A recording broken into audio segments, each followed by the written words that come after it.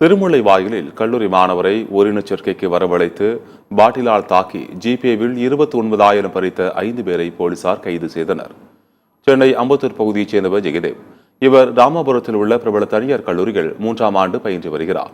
இவரை திருமுல்லை வாயில் பகுதியைச் சேர்ந்த ராஜா என்பவர் ஓரினச் சேர்க்கைக்காக வரவழைத்துள்ளார். அவர்கள் இருவரும் அண்ணனூர் சக்தி நகர் பகுதியில் உள்ள கைவிடப்பட்ட வீட்டில் இருந்தபோது அங்கு வந்த சிலர் ஜெகதேவ், ராஜா இருவரையும் பணம் கேட்டு மிரட்டி உள்ளனர். பின்னர் மது பாட்டிலால் மாணவர் ஜெகதேவை தலையில் தாக்கி அவரது செல்போனில் இருந்து 29,000 ரூபாயை பறித்துள்ளனர். இதுகுறித்து ஜெகதேவ் திருமுல்லை வாயில் போலீசில் புகார் அளித்தார். போலீசார் வழக்கு பதிவு செய்து மாணவர் ஜெகதேவுடன் இருந்த ராஜாவை சந்தேகத்தின் பெயரில் பிடித்து போலீசார் பாணியில் விசாரித்தனர். அப்போது ராஜாவை ஓரின சேர்க்கைக்கு ஆசை காட்டி தனது நண்பர்களை வரவழைத்து மாணவர் ஜெகதேவிடம் பணம் பறித்தது தெரிய வந்தது. அதைத் தொடர்ந்து அயப்பாக்கம் ஏரிக்கரையில் பதுங்கியிருந்த லலித்குமார், ஜெயசூர்யா, கபாலீஸ்வரன், அரவிந்த் உள்ளிட்ட 5 பேரை தனிப்படை போலீசார் அதிரடியாக கைது செய்தனர். அவர்களிடமிருந்து 25,000 ரூபாய் மற்றும் கத்தியையும் பறிமுதல் செய்தனர்.